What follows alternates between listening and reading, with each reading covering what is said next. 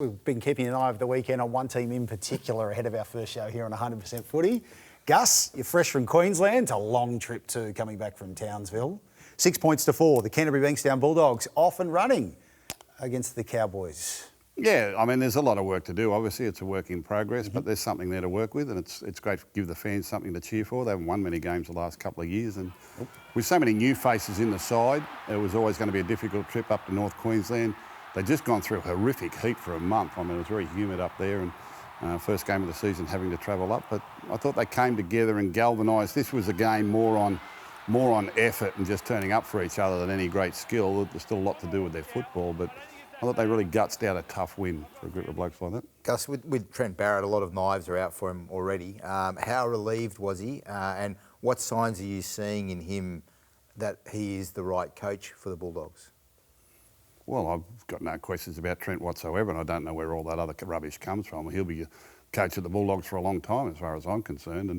And, you know, he's got such a wonderful nature as a coach, and he's got a great knowledge, and he's got a great delivery, and he's got great communication. And anyone saying those things don't know Trent, and they don't know the work he's doing out there at the Bulldogs. So he's doing a wonderful job, and the boys supported him with a great win on the weekend.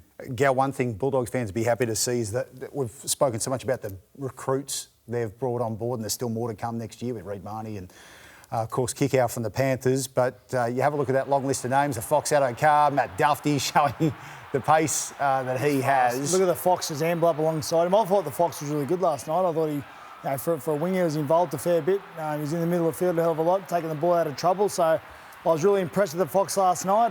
Come up with an error there, but I thought they were good. And then obviously nailed this from the sideline, which was obviously the difference in the game. So, yeah, they were good. They were good. I suppose the big thing is now just remaining consistent for the rest of the season. They've got to play week in, week out, have that energy and enthusiasm week in, week out. Gus, a big game this week. Tavita Pengai Jr. didn't play.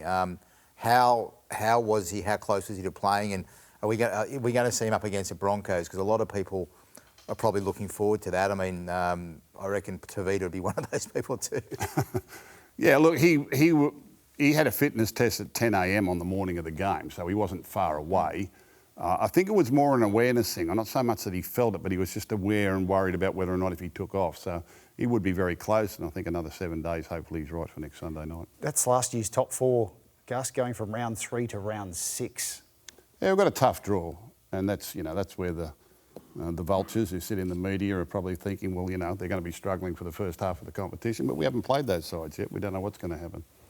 Spot on. It all continues Sunday night when they take on the Broncos. You're a vulture. You're all vultures. Are you a vulture? What about Todd Payten? Is Todd Payten going to be okay? Yeah, I think he's under a bit of heat after that. So. And you know what? When the music's playing, it's time to shut up. We'll be back in a second. Vultures! They're all vultures.